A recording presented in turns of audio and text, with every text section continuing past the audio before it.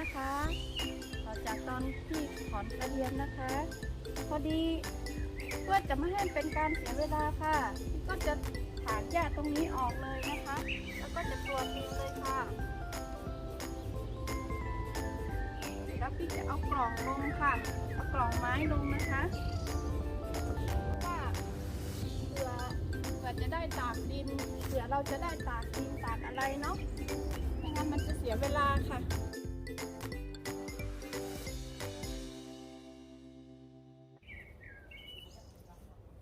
นี่ค่ะกระเทียมเหลืออยู่ในดินอีกค่ะอันนี้เป็นอีกพันหนึ่งนะคะนี่ค่ะนี่เป็นอีกพันหนึ่งค่ะพันนี้จะหัวแน่น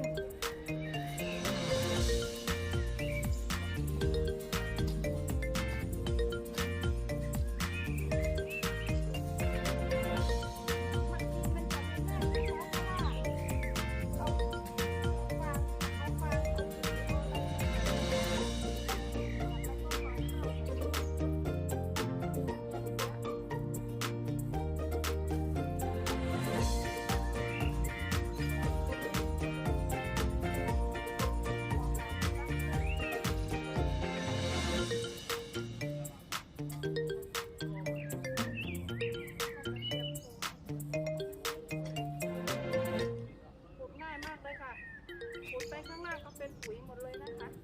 เป็นปุ๋ยหมักหมดเลยค่ะ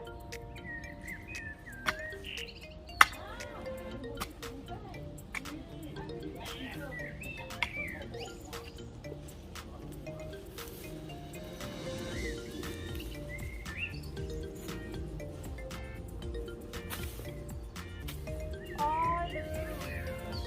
ขุดออกซะแล้วเดี๋ยวเอาไปปลูกก่อนเสียดายค่ะ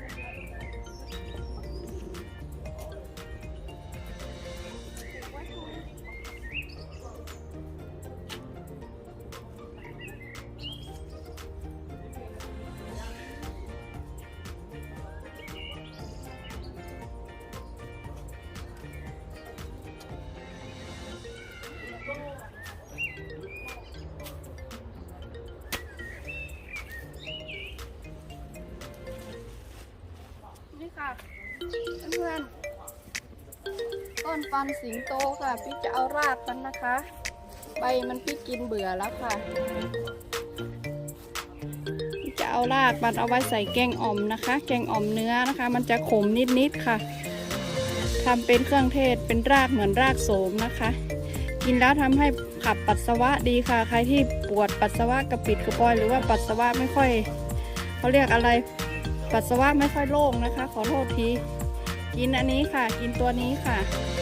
ใส่แกงใส่อะไรก็ได้ก็จะรู้สึกว่า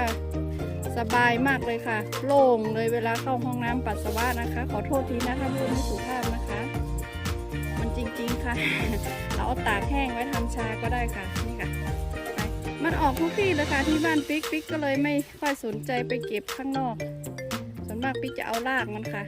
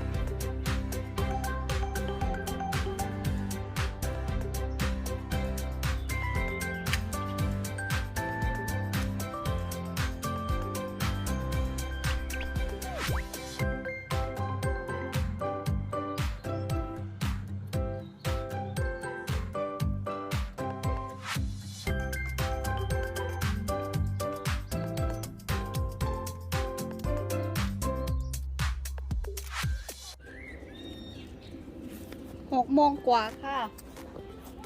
เรามาต่อกันเลยค่ะเมื่อกี้ไปดื่มน้ำ ไปดื่มน้ำมาค่ะ